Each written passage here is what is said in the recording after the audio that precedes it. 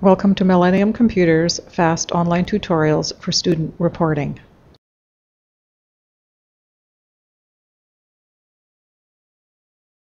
In this tutorial, I will show you how to use the student grade entry page, including adding students to the course list, different ways to enter grades, viewing course statistics, and exporting a class list. If you don't see the student grades menu, then you either don't have access to it or your institution does not use this module. Generally, all courses you are instructing this term that are open for grading will be in this list, although that may vary depending on your organization's business rules. Also, if more than one faculty member is teaching the course, they will also see the course in their list. There are 4 courses that are ready for grading, and I am going to select 10440 Themes in Native History. I am going to scroll down so it is easier to see all the data on the page. This course only has 1 student in it so far, but you can add other students. You can search for an individual student or import a spreadsheet from your computer with student grades. Your institution's business rules may not allow you to add an individual student to this list.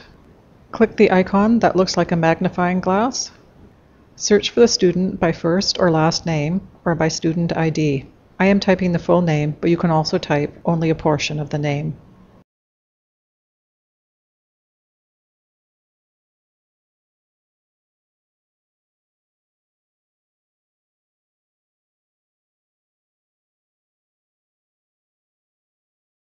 You can delete any student that you have added.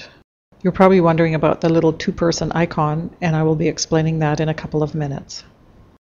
If you track your student grades in an Excel spreadsheet, you can import it and add it to this course list. Please note, however, that you must make sure the file type of your Excel file has been saved as a Microsoft Excel workbook before you import your spreadsheet. In step 1 of the import wizard, click Browse to find the file on your computer. Go to the next step. If your Excel file has more than 1 spreadsheet, they will be in this list. So for step 2, select the one you want to import. The checkboxes on the left are columns from this course list, and the drop-down lists on the right are the columns from your spreadsheet. The lists all say comment because they default to the first one in the list. Select a checkbox if you are importing data for that column from your spreadsheet. From each list, select the column name from your spreadsheet that corresponds to the column from the course list. I have included a snippet of the Excel spreadsheet so that you can see the column names.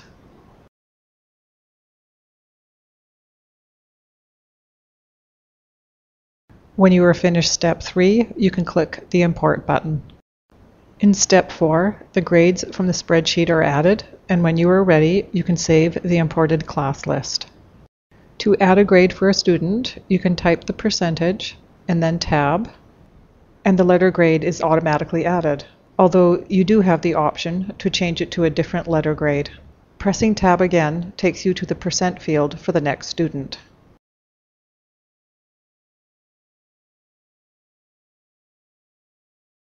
You have the option to leave the percent field blank and just select a grade from the list.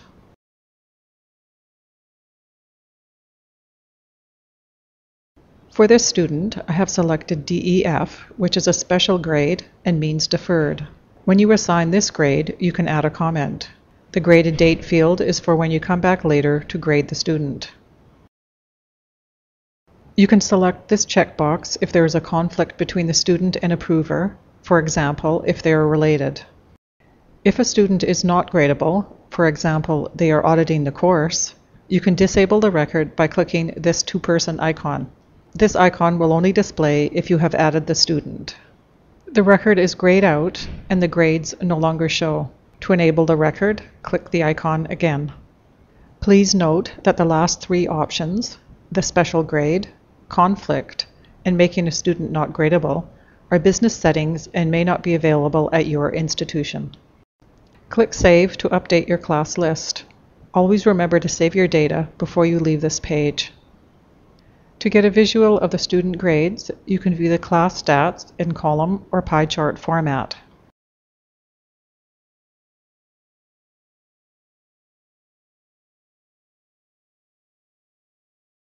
You can open a list of the students and grades in PDF format.